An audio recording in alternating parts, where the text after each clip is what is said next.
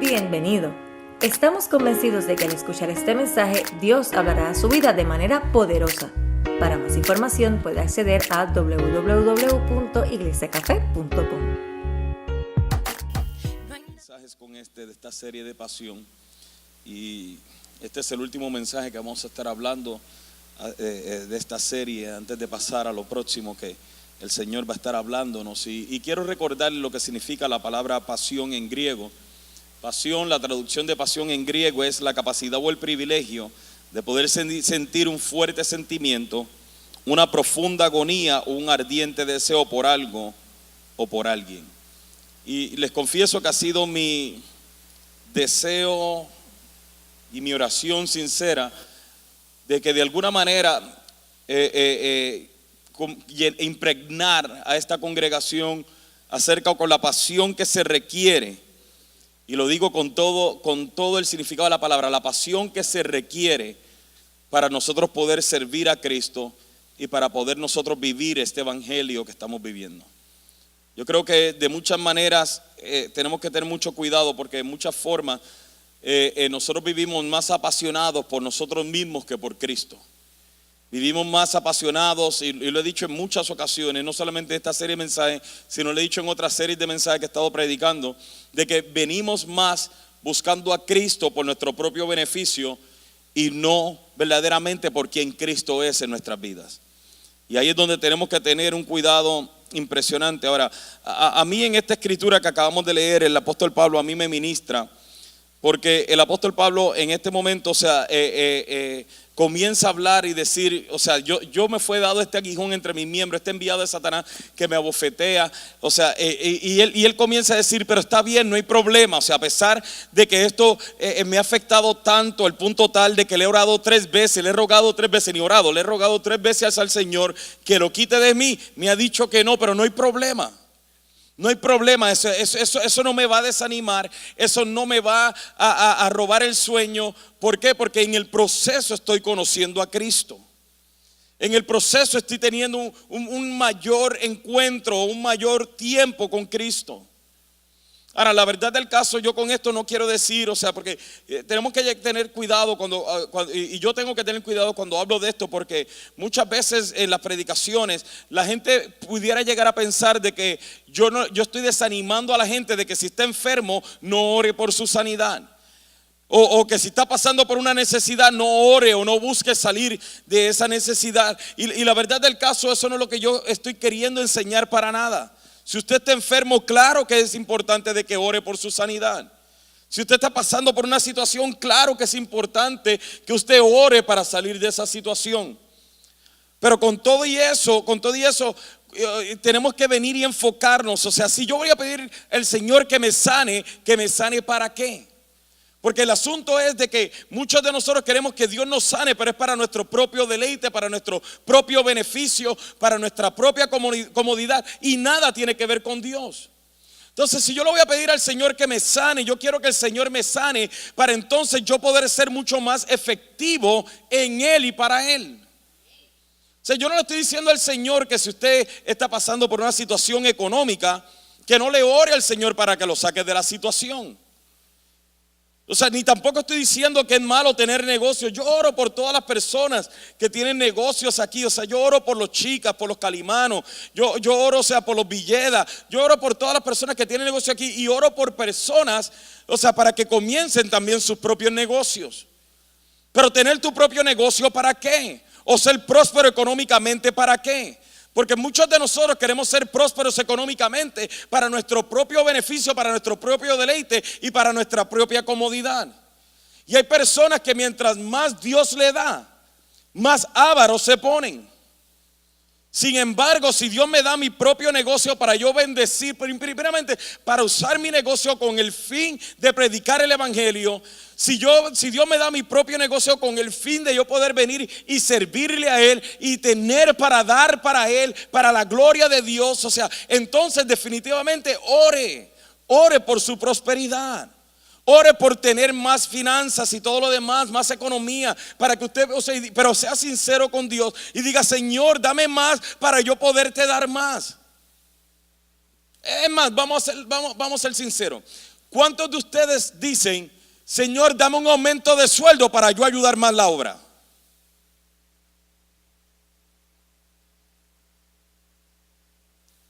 Para ayudar más al prójimo, para bendecir más. ¿Te fijas lo que quiero decir? Entonces nos preguntamos, ¿por qué Dios no nos da más? Porque no te puede confiar más, porque si te confías más de lo que te ha dado, te dañas. Y nos enojamos, ¿y por qué Dios le da a aquel más que lo que me da a mí? Pregunta cómo es la generosidad de esa persona. ¿Muy fuerte? ¿O muy sincero? Entonces, la mayoría de nuestras oraciones son oraciones basadas en nuestra propia comodidad, en nuestro propio conformismo, y nada tiene que ver con Dios. Sin embargo, la oración de Pablo, él viene y dice: 3 veces yo le he rogado al Señor que quite este aguijón de entre mis miembros, y me han contestado que no. Y le contestó: bástate mi gracia, porque mi poder se perfecciona en la debilidad.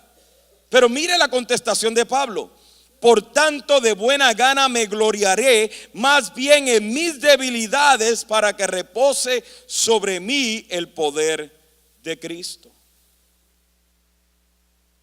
Si yo le dijera a usted, si usted me dijera, yo quiero tener un encuentro con el Señor, y yo te digo, bueno, si quieres tener un encuentro del Señor, vas a tener que sufrir más.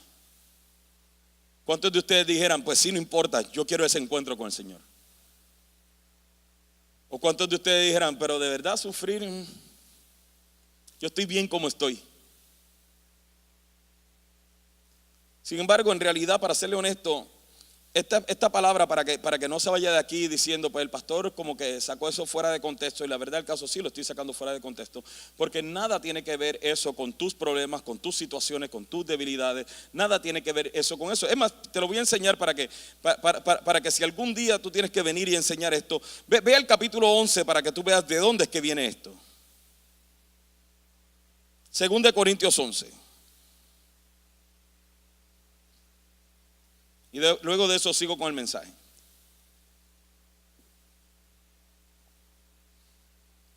Mira el versículo 13.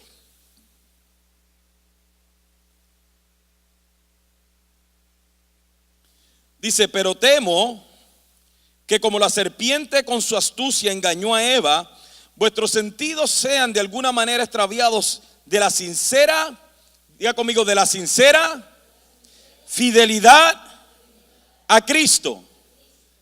¿Ok? Acuérdese de eso. Porque si viene alguno predicando a otro Jesús que el que os hemos predicado, o si recibís otro espíritu que el que habéis recibido, u otro evangelio que el que habéis aceptado, bien lo toleráis. Y pienso que en nada he sido inferior a aquellos grandes apóstoles.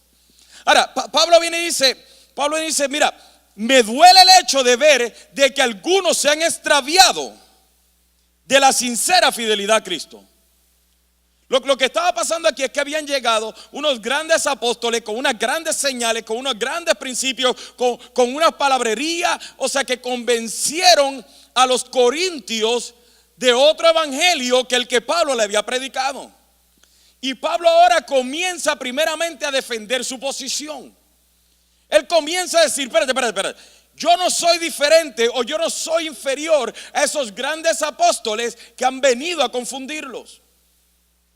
¿Y por qué digo esto? Porque muchos de nosotros escuchamos cuanta cosa en la televisión, cuanta cosa en la radio, cuanta cosa en el internet que va contrario al evangelio de Cristo, y comenzamos a creerlo. Simplemente porque una persona con una gran iglesia, o una persona con un gran speech, un lindo speech, de repente comienza a decir eso, y como no estamos fundamentados en la fe, inmediatamente decimos, oye, mira, parece que eso es verdad. Y lo que nos ha pasado a nosotros es que se nos ha enseñado de que el evangelio se trata de nosotros, se trata de mi comodidad, se trata de yo estar bien, y como eso suena bonito, entonces comenzamos a creer ese evangelio. Como eso suena conveniente, comenzamos a creer ese evangelio. Ahora miren el versículo 22.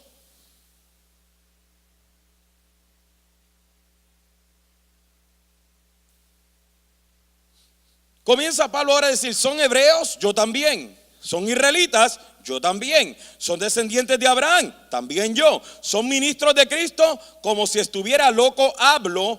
Yo más, en trabajos más abundantes, en azotes sin número, en cárceles más, en peligros de muerte muchas veces. Déjeme explicarle esto para que por favor entienda. Cuando él dice, como si estuviera loco hablo, es un refrán normal entre los hebreos, de que ellos dicen, en Puerto Rico dicen, voy a echármelas. ¿Cómo se dice esto? Voy a darme de golpes en el pecho. Eso es lo que significa. Él viene y dice, ahora quiero darme golpes en el pecho. Si ustedes quieren hablar de ministerio, entonces déjeme decirle, si son hebreos, yo también. Son israelitas, yo también. Son descendientes de Abraham, también yo. Son ministros de Cristo, déjame explicarte qué clase de ministro de Cristo soy yo. Y comienza, yo más, en trabajos más abundante, en azotes sin número, en cárceles más, en peligros de muerte muchas veces. De los judíos 5 veces he recibido 40 azotes menos 1. 3 veces he sido azotado con varas, 1 vez apedreado, 3 veces he padecido naufragio, 1 noche y 1 día he estado como náufrago en alta mar, en camino muchas veces, en peligro de río, peligro de ladrones, peligro de los de mi nación, peligro de los gentiles, peligros en la ciudad, peligros en el desierto, peligros en el mar, peligro entre falsos hermanos, en trabajo y fatiga, en muchos desvelos, en hambre y sed, en muchos ayunos, en frío y desnudez. ¿Quién quiere venir al ministerio?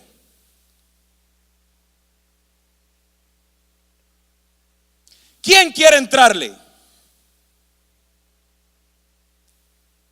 sea, Pablo no se está poniendo su resumen y está diciendo, ¿sabes qué? Yo me he ganado tanta gente, yo he predicado todo esto, yo he hecho todo aquello. Lo que Pablo está diciendo es, yo he sufrido por este evangelio. Yo he pagado el precio por este evangelio. Es más, si usted se fija, el versículo 28 dice, y además de otras cosas, lo que sobre mí se agolpa cada día, la preocupación por todas las iglesias. Y si usted sigue leyendo, usted se da cuenta de que Pablo en lo que se está gloriando es en sus sufrimientos.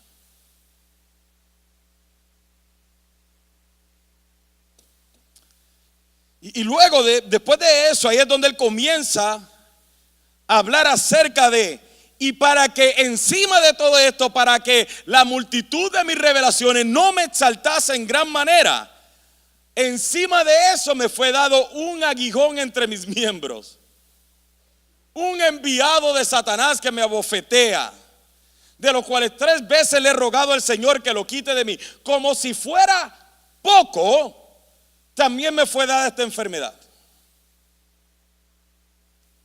Pero la pasión que tenía Pablo por el evangelio y la pasión que tenía Pablo por Cristo no lo permitía rendirse. A pesar, escúcheme, a pesar de que estoy seguro que tienen que haber llegado momentos en la vida de Pablo que él también quiso tirar la toalla. A pesar de que tenía que haber llegado momentos en la vida de Pablo que voces tenían que estarle hablando dentro de él, venían y le comenzaban a hablar, ríndete Pablo, ríndete, no vale la pena seguir a Cristo, no vale la pena servir al Señor, como nos pasa a cada uno de nosotros. Esa voz interior que te está diciendo ríndete. Total, los cristianos son todos unos hipócritas. En la iglesia no te aprecian. Tú tienes que venir y trabajar más para tener más dinero para tu futuro. ¿Y Cristo dónde está? ¿Y la voz de Cristo dónde está? ¿Quién te dijo que esto se trata de nosotros? ¿Quién nos engañó? ¿Dónde está, por favor, en la Biblia donde esto se trata de ti? Porque desde Génesis hasta Apocalipsis todo esto se trata de Cristo. No se trata de tu comodidad, no se trata de mi comodidad, no se trata de ti, se trata de Cristo, se trata de que si estoy enfermo, predico a Cristo. Tengo problemas en el trabajo, predico a Cristo. Tengo problemas económicos, predico a Cristo. Tengo problemas en el matrimonio, predico a Cristo. Tengo problemas con los niños, predico a Cristo.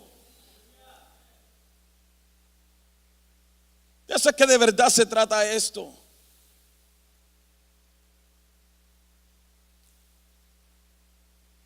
Sin embargo, nosotros al estar confundidos con el evangelio que hemos creído, muchas veces lo que entramos en es esta actitud negativa.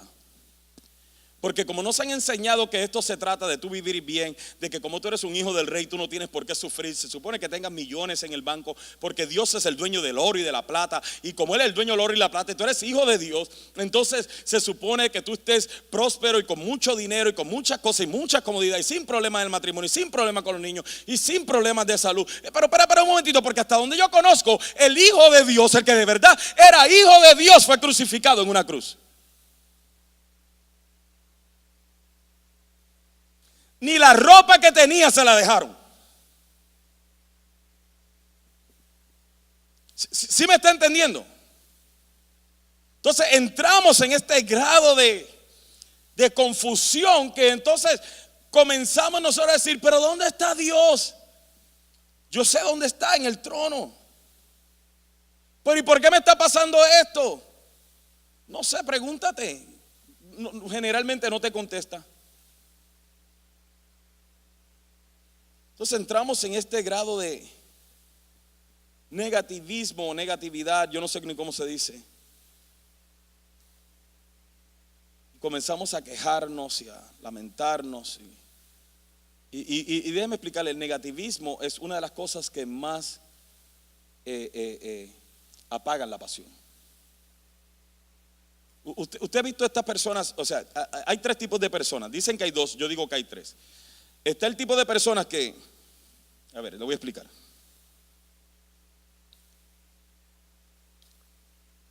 Ok. Está el tipo de personas que ve el vaso o la botella y dice, esa botella está media llena. Eso le llamamos gente positiva, ¿cierto? Y está el otro tipo de personas que la mayoría de la gente conocen que dice que está media ¿qué? Media vacía. Y entonces le llamamos gente negativa, ¿cierto? Pero hay un tercer tipo de personas que usted le pregunta cómo está la botella y te dice, la botella no tiene la suficiente agua para saciar mi sed y por eso me voy a morir de sed. O sea, son gente que todo lo ven mal. O sea, que ni la ve ni media llena ni media vacía. Porque el que la ve media vacía dice, pues por lo menos me va a durar. Hay gente que la ve así y dice, no me va a dar esa agua, yo me voy a morir de sed. ¿Usted conoce ese tipo de gente? O sea, ese tipo de gente que comienza en un trabajo nuevo ganando más dinero, pero como quiera entrar en el nuevo trabajo diciendo, yo no sé qué va a hacer de mí. Yo no sé cómo lo voy a hacer. Pues yo no hablo inglés. Me van a correr a los 3 meses y ya voy a estar sin trabajo. Son gente negativa. Todo lo está viendo mal. De todo se quejan. ¿Usted no conoce a nadie así? Yo sé que algunos están diciendo, sí, yo, pastor, yo.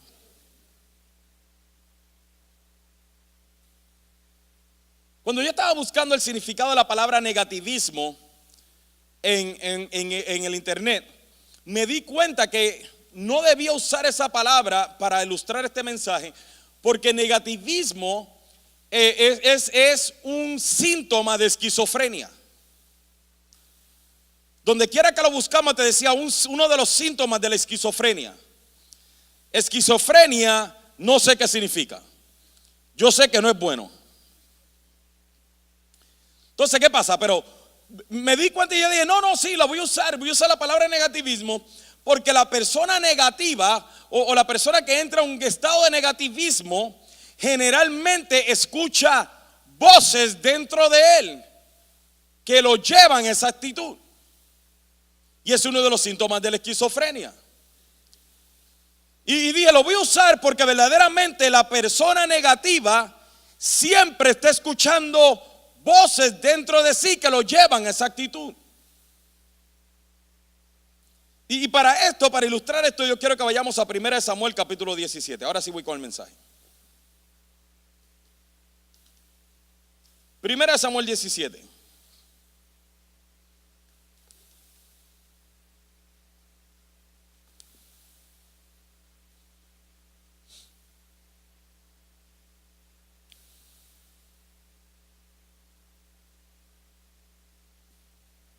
Versículo 1 al 3, vamos a leer ahí. Dice, los filisteos se juntaron sus ejércitos para la guerra y se congregaron en Soco, que es de Judá, y acamparon entre Soco y Azeca en Efes-Damín. También Saúl y los hombres de Israel se juntaron y acamparon en el valle de Ela. Y se pusieron en orden de batalla contra los filisteos, y los filisteos estaban sobre un monte a un lado, e Israel estaba sobre otro monte al otro lado, y el valle entre ellos. Salió pues entonces del campamento de los filisteos un paladín, el cual se llamaba Goliat de Gat, y tenía altura de 6 codos y un palmo, y traía un casco de bronce en su cabeza, y llevaba una cota de malla, y era el peso de la cota 5,000 siclos de bronce. Sobre sus piernas traía grebas de bronce y jabalina de bronce entre sus hombros. El asta de su lanza era como un rodillo de telar, y tenía el hierro de su lanza 600 siclos de hierro, e iba su escudero delante de él. Ahora fijémonos de que el pueblo de Israel sale a pelear contra los filisteos. Los filisteos eran un pueblo con el que ellos estaban, un enemigo con el que ellos estaban familiarizados. Ellos estaban acostumbrados a pelear, siempre estaban peleando con los filisteos. Y cuando se levantan los filisteos contra ellos, ellos ven que los filisteos se levantan y ellos dicen, también nosotros nos levantamos a pelear contra ellos. Porque a nadie se le hace difícil pelear contra lo que está acostumbrado.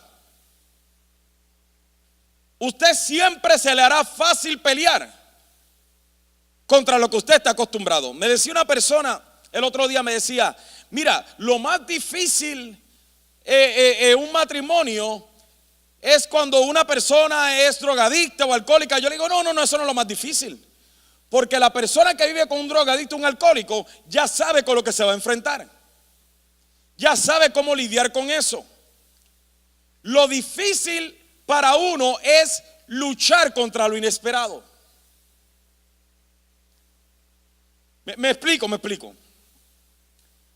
Si usted sabe que los nenes se portan mal y le llega una carta de la escuela, usted sabe cómo bregar con eso. Por ejemplo, en mi caso, yo sabía cómo bregar con eso. Ya mis nenes están grandes. Pero llegaba un momento dado que eso se arreglaba con una buena correa y 4 gritos y 3 azotes. Y con eso se resolvía el problema por lo menos por unos 6 meses más. Y ya cuando llegaba la otra carta de nuevo, aplicábamos la misma medicina. O usted cambia de Tylenol cuando le duele la cabeza. Si le funciona, aplícalo. Y si no lo ha tratado con los nenes, trátelo. Funciona. Sin embargo, cuando sale algo nuevo, algo inesperado como lo que estaba pasando aquí, ahí es donde la cosa se complica. Ellos se levantan contra los filisteos, y cuando se levantan contra los filisteos todo está bien, ellos se levantan a pelear contra ellos. Sin embargo, se dan cuenta de que dentro del campamento de los filisteos salió algo o alguien que ellos no esperaban. Y sale este hombre, para que tenga una idea solamente, este hombre medía más de 9 pies de altura. O sea, imagínense que es por lo menos yo con Richie encima, no, con Lionel. Yo con Richie encima, con Richie. O sea, encima de mí. Y usted ver ese mastodonte al frente suyo. La armadura de él solamente pesaba 125 libras. O sea que la armadura de él pesaba más que algunos de ustedes, algunos poquitos de ustedes.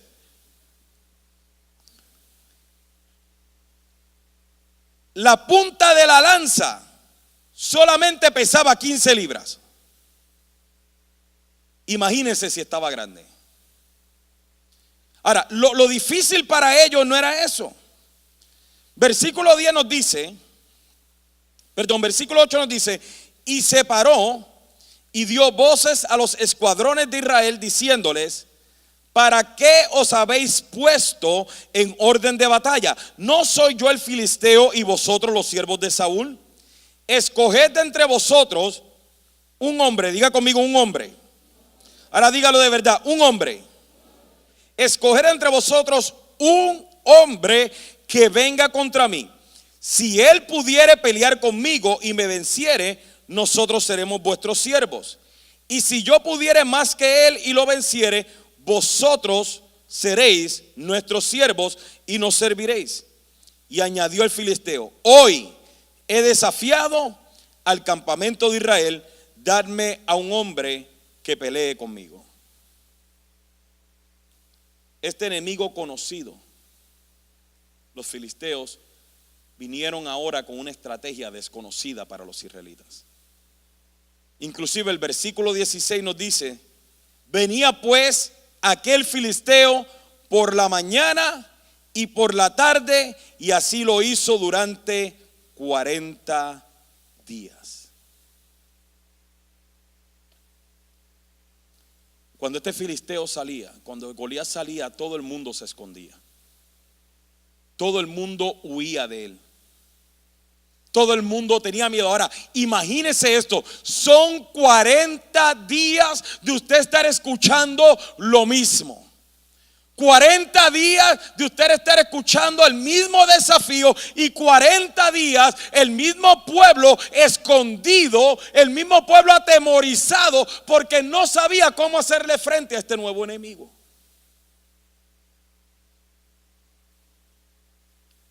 Yo no quiero pensar, porque nosotros vemos esta historia y vemos una historia de niños, pero yo no quiero pensar lo que es que por 40 días, es más, algunos de nosotros hemos tenido más de 40 días, un enemigo, una situación, un problema que siempre nos está desafiando a algo más, que nos tiene deprimidos.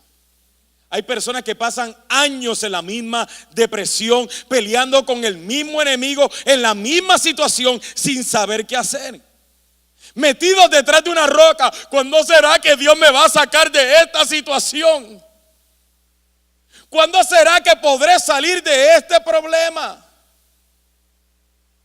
Y por 40 días, esta voz, o sea, venía e intimidaba a los israelitas. 40 días de intimidación. ¿Cómo callar esa voz? ¿Cómo callar la voz de intimidación? ¿Cómo callar la voz? Aún la peor voz que podemos explicar, la voz que podemos experimentar, la voz dentro de nosotros que nos lleva al fracaso. La voz que nos dice: tú nunca vas a salir adelante, te vas a quedar solo el resto de tu vida. ¿Cómo callar esa voz que lo que viene es a destruirnos? Hay algo que quiero, antes de continuar, hay algo que quiero que por favor entendamos. El mayor problema que nosotros tenemos no es contra el diablo. Y esto yo lo he dicho antes. El mayor problema que nosotros tenemos es contra nosotros mismos. O sea, este no es un mensaje de cómo tú vas a vencer al diablo. Este es un mensaje de cómo te vas a vencer a ti mismo. Porque el mayor problema que nosotros tenemos es la fuente de nuestra información. Muchos de nosotros, la fuente de nuestra información y por lo que nosotros tomamos decisiones son por las voces de la experiencia, por las voces del dolor, por las voces del pasado, por las voces de la gente que nos hizo daño, por las voces de los insultos de las personas que quisieron venir y bajar nuestra estima. Y todo lo que nosotros hacemos es conforme a lo que escuchamos de esas voces. Pero si nosotros leyéramos la escritura, Si nosotros no hay una manera más efectiva de callar las voces negativas dentro de nosotros, si no es por la voz de la palabra de Dios. No hay otra manera más efectiva. Créeme por favor que si tú eres una mujer o eres un hombre que tiene baja estima, lo que recibas y los cariñitos y los te amo de una persona no van a callar las voces de tu interior. Y el peligro en eso es de que si te dejas llevar de manera emocional, de callar las voces de tu interior por las voces externas de otra persona, cuando esa persona ahora no está, o cuando la voz de esa persona se convierte ahora en una voz de maldad, vuelves de nuevo a un peor estado que el que estabas primero.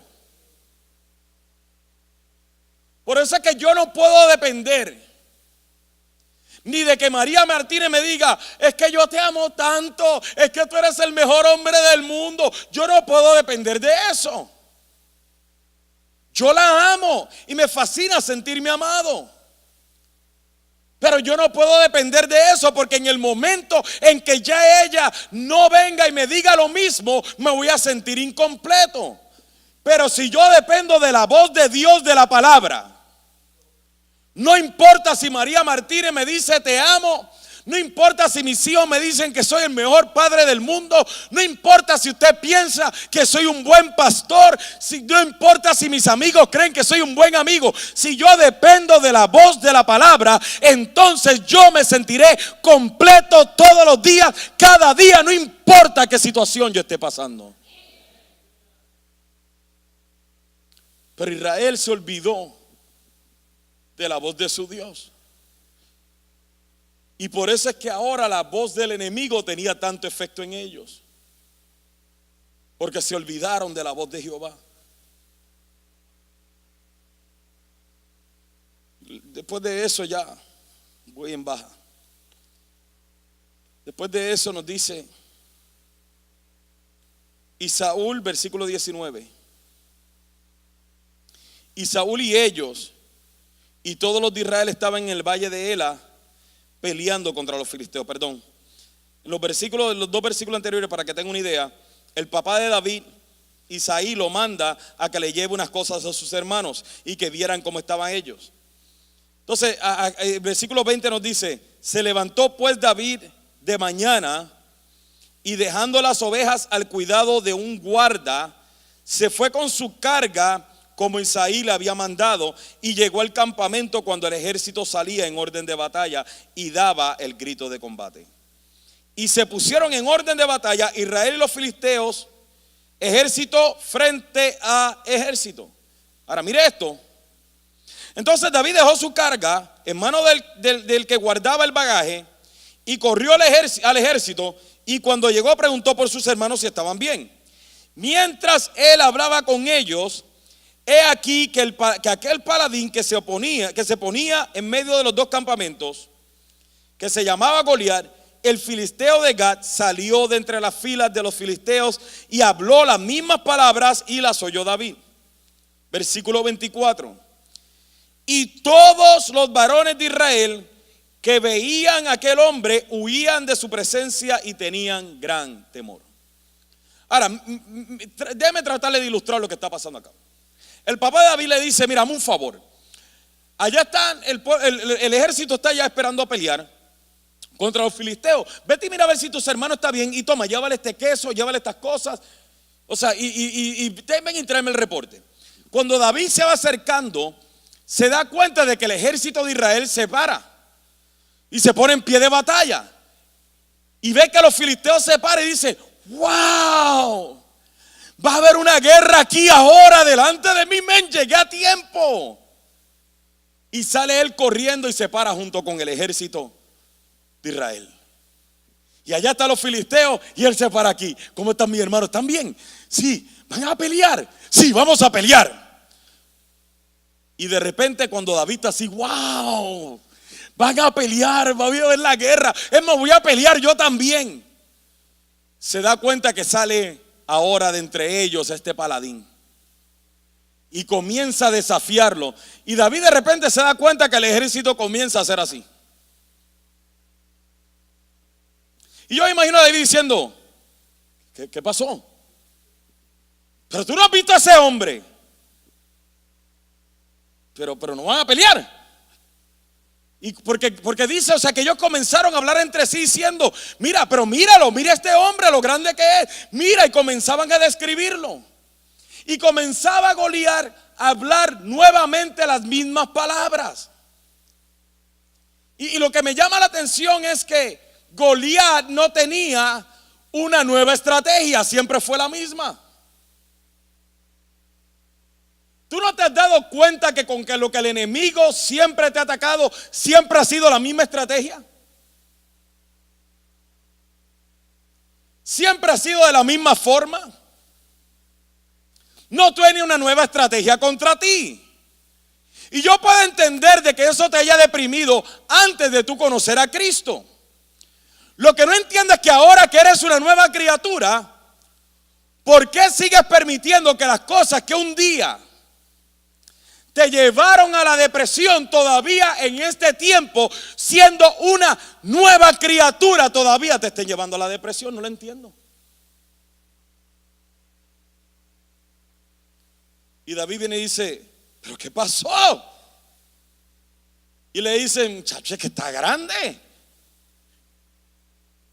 Y él dice: ¿qué van a hacer con el que vence a este hombre?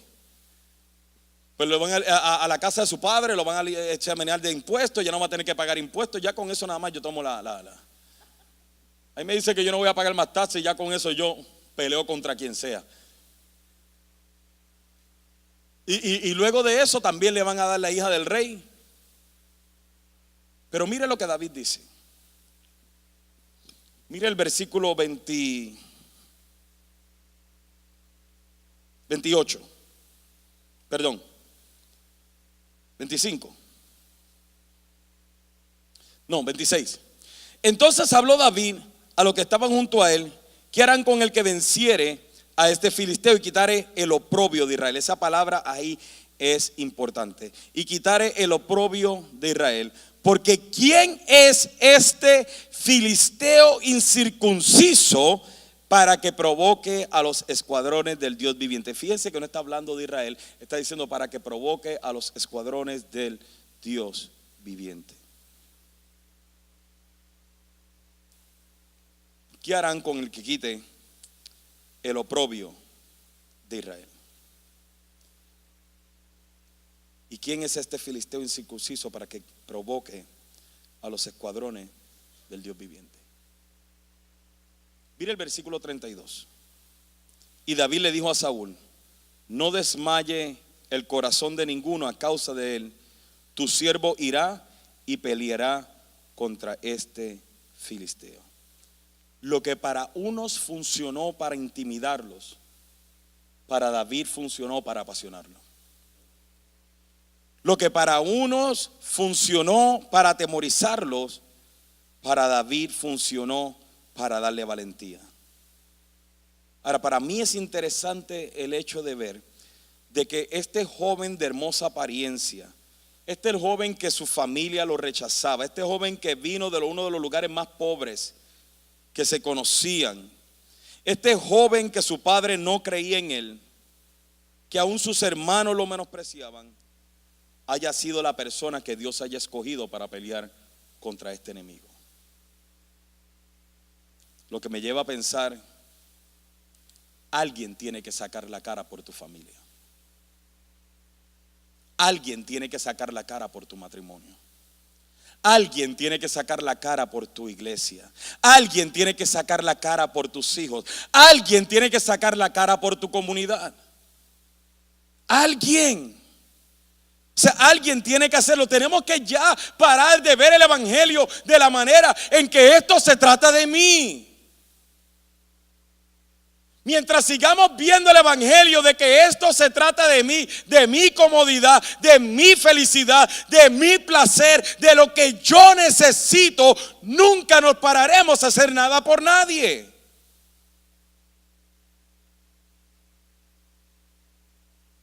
¿Con cuántos amigos usted ha hablado?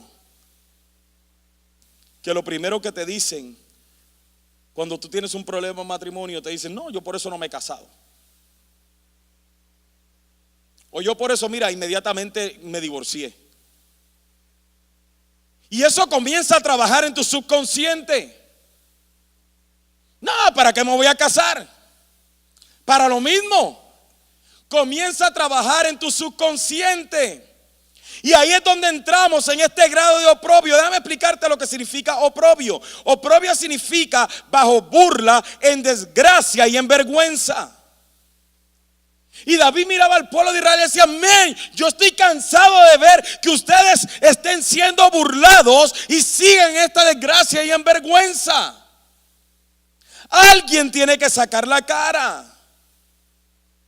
Yo no entiendo cómo todavía hay padres que pueden ver a sus hijos y a su familia en oprobio y no se levantan a hacer nada por ellos. Yo no entiendo cómo usted puede tener un amigo que esté en oprobio, que va camino al infierno y todavía es la hora que no le has predicado el evangelio. Déjeme explicarle esto para que usted tenga una idea. Los otros días esta niña me hizo llorar. Kiri me hizo llorar. ¿Usted sabe quién es Kiri? Es la que usa tus y usa sortijas así, que de metálica y todo lo demás. Me hizo llorar porque yo le había haciendo un dibujo en un sobre. Y este dibujo, yo supongo que le tiene que haber tomado por lo menos unas 8 horas, más o menos. Pero todos los detalles, you got an envelope, you got one of those, enséñamelo. Estamos aquí en familia, enséñamelo.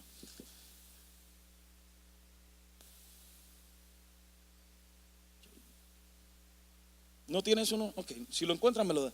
Pero este sobre, era un sobre así con cuanto detalle usted se puede imaginar. O sea, era una cosita, decía, confía en el Señor. Y entre medio de cada uno de esos era un menos. Y yo decía, wow, Kiri, ¿tú haces eso?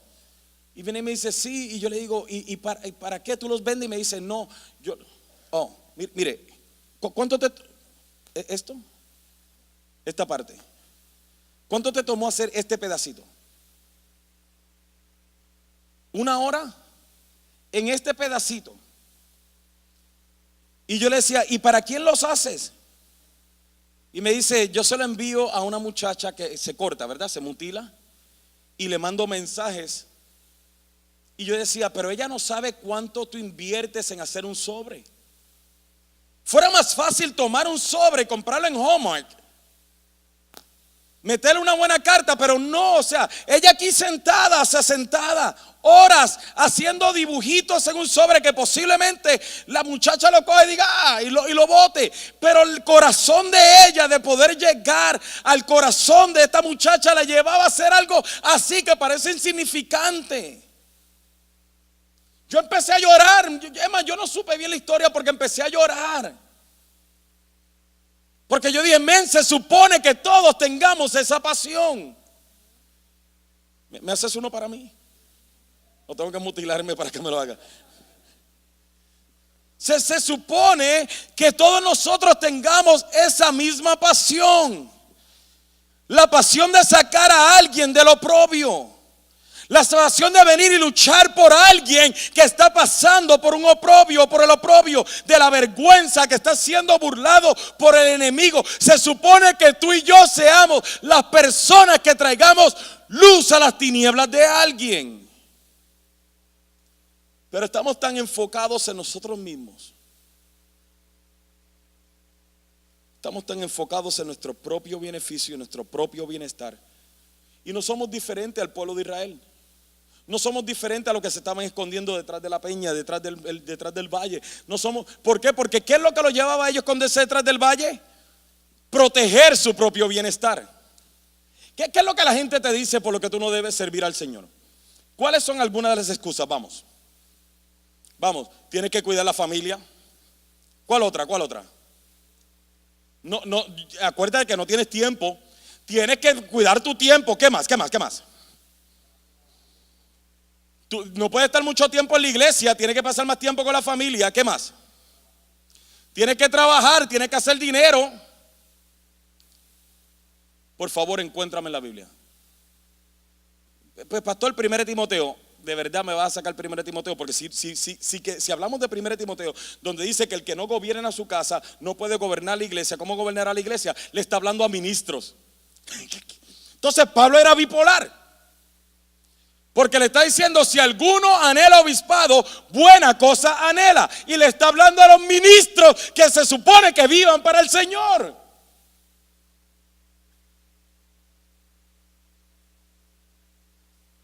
Estamos tan enfocados en nosotros,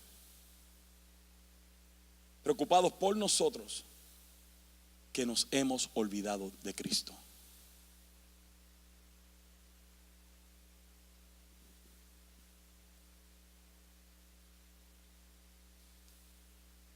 No somos diferentes al pueblo de Israel, que estaban tratando de proteger su propio bienestar. No somos diferentes a ellos que estaban velando por su propia seguridad. Sin embargo, no fue Isaí quien envió a David allá, fue Dios. Isaí fue la excusa, y la comida fue la excusa que Dios utilizó para poner a David en el mismo centro de la batalla. ¿Quién tú crees que te puso en esa situación? ¿Quién te puso en esa familia? ¿Quién fue quien te dio esos hijos? ¿Quién te puso en esa iglesia? Fue Dios. Ninguno de ustedes que está aquí hoy llegó aquí nada más que porque sí. Fue Dios.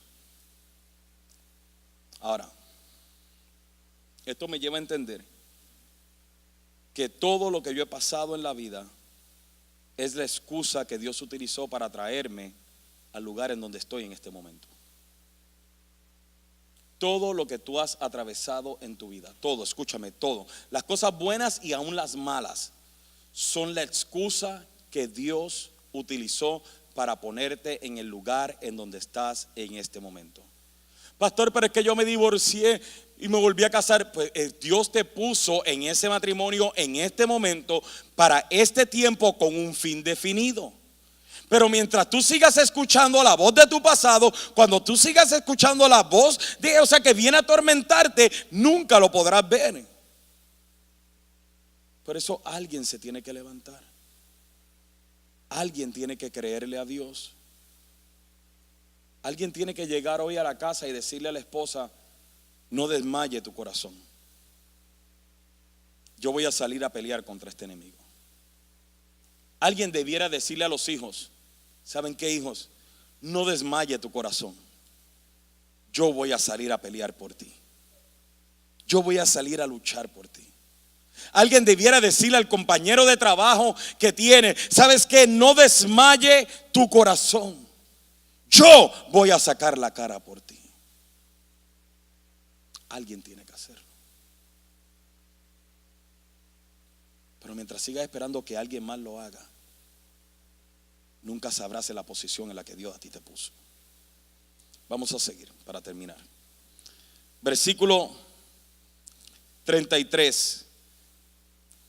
Hubieron personas que trataron de venir e influenciar a David con las voces externas.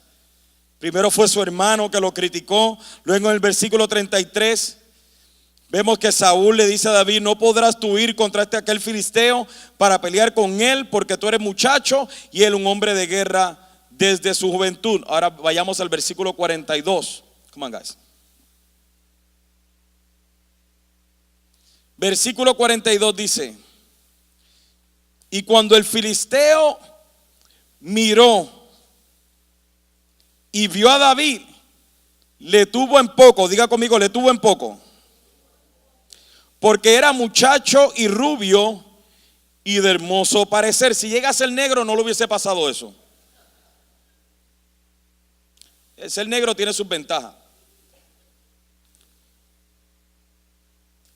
Dice: y dijo el filisteo a David: ¿soy yo perro para que vengas a mí con palos?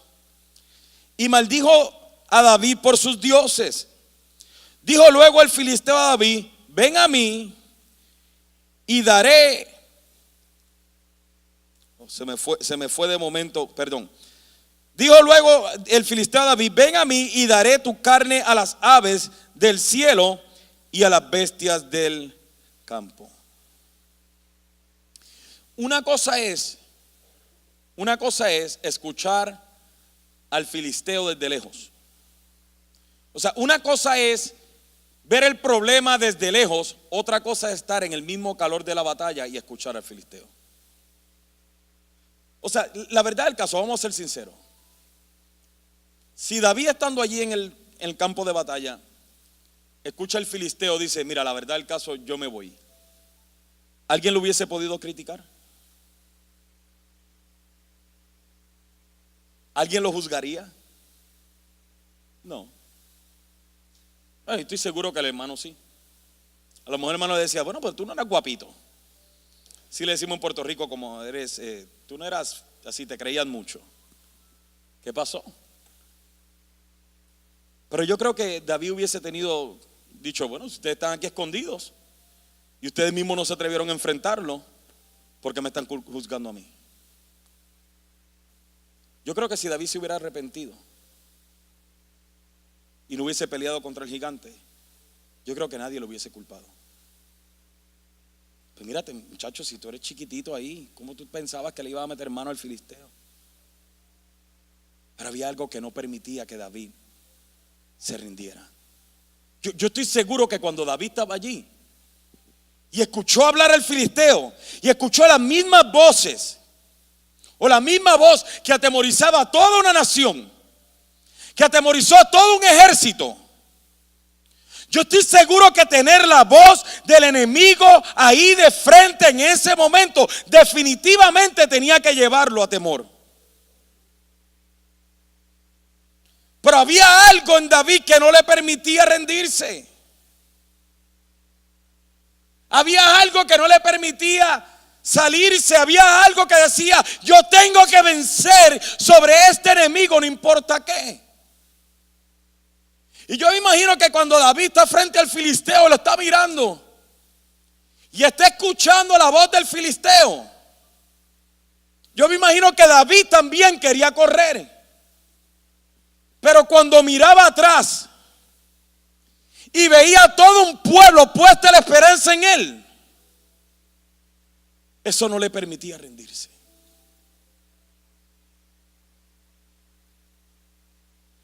¿Usted cree que como pastor yo no he querido tirar la toalla? Mire, le cuento una anécdota. Hace como 10 años atrás, un poquito más posiblemente, yo quería tirar la toalla. Yo quería rendirme. Estábamos en las aguas 3 allí en el edificio pequeño. Y yo quería rendirme, y para ese tiempo Esther Camarillo, Esther Villeda se había convertido. Para ese tiempo Lionel y Wanda se habían convertido. Y yo voy quejándome con Dios: yo no sirvo para esto, Señor. Ay, Señor, yo no sé qué voy a hacer. Llorando. Yo iba por la Pioneer, camino a la iglesia, por el frente donde estaba Sam's antes, que ahora es un lugar de chinos. Y estoy parado en la luz y comencé a pensar: pero si me rindo, ¿quién va a ministrar a Esther? ¿Quién va a ministrar a Lionel y a Wanda? ¿Quién va a ministrar a Paul Martínez? ¿Quién los va a amar como yo los amo?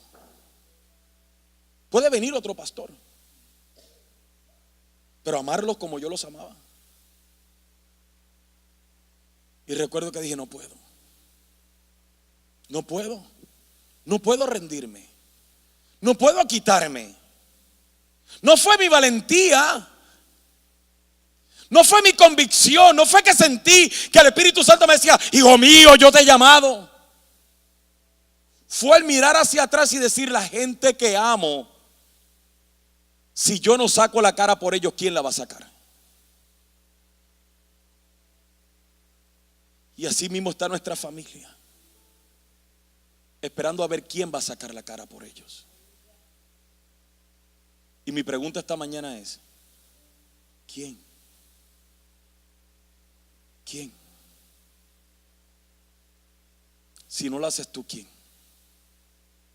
Pero pastor, está duro. Yo sé que está duro. O sea, si no fuera duro, cualquiera lo pudiera hacer. Si no fuera duro, Facebook lo podía hacer. Claro que es duro. Pero si no eres tú, ¿quién? ¿Tú no entiendes que Dios te puso en ese lugar específico con un plan y un propósito específico? Pero pastor, es que tú no entiendes, esto duele. Claro que duele. ¿Usted se cree que David va para allá? Seguro, no, David tenía que tener, por más que usted me diga, David tenía que tener miedo.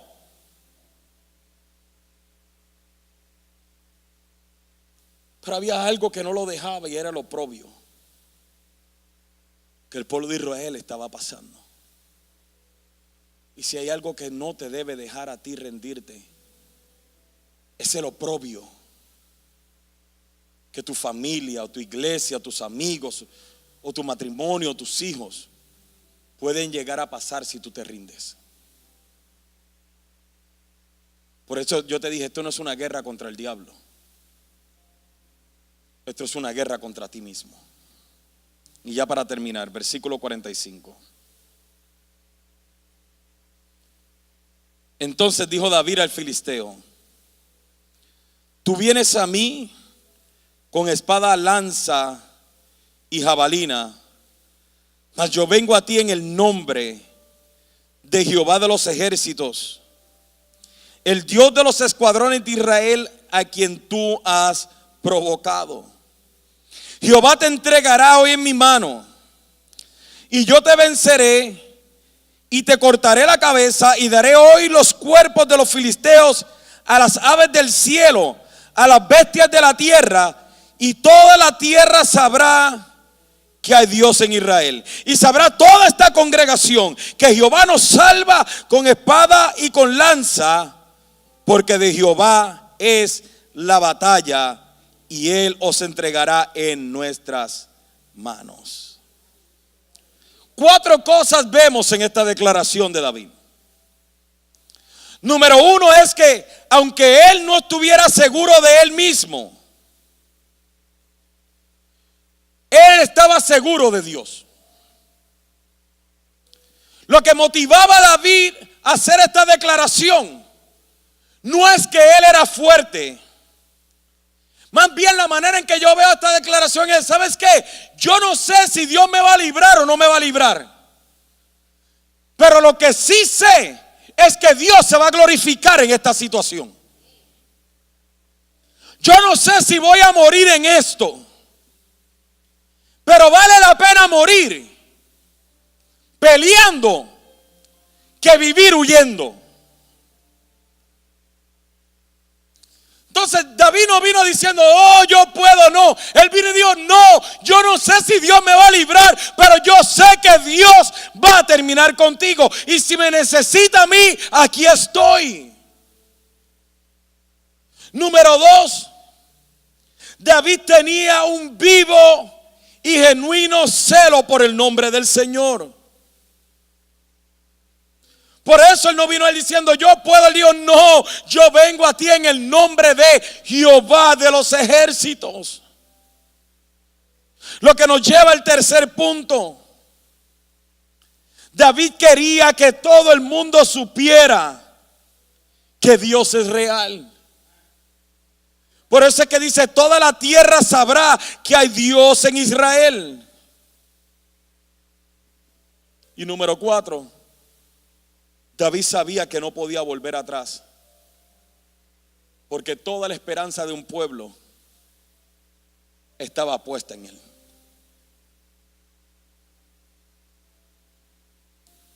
Tú no entiendes que todas las esperanzas de tu familia posiblemente está puesta en ti. Pero no es en mí, es en el Señor. Claro que es en el Señor. Claro que es en el Señor. Pero si tú no les demuestras quién es Él, entonces ¿quién? Si no eres tú quien les predicas el evangelio, entonces ¿quién? Si no eres tú quien sales a pelear la batalla espiritual de la gente que está en tu casa, entonces ¿quién? Si no eres tú quien sales a pelear las batallas de los compañeros tuyos de trabajo, entonces ¿quién? Entonces ¿quién? Por eso es que cuando el filisteo se levanta, dice el versículo 48, que el filisteo salió y se echó a andar. Y dice, David no se echó a andar. David salió a prisa. Y dijo, vamos a acabar con esto de una vez por todas. Y salió corriendo. Yo creo que Dios está llamando a algunas personas aquí en este día a salir corriendo a la línea de batalla, a salir a pelear en la línea de batalla. Escúchame, el peor error que tú puedes cometer hoy es salir pensando de aquí que todos tus problemas se han resuelto después de este mensaje.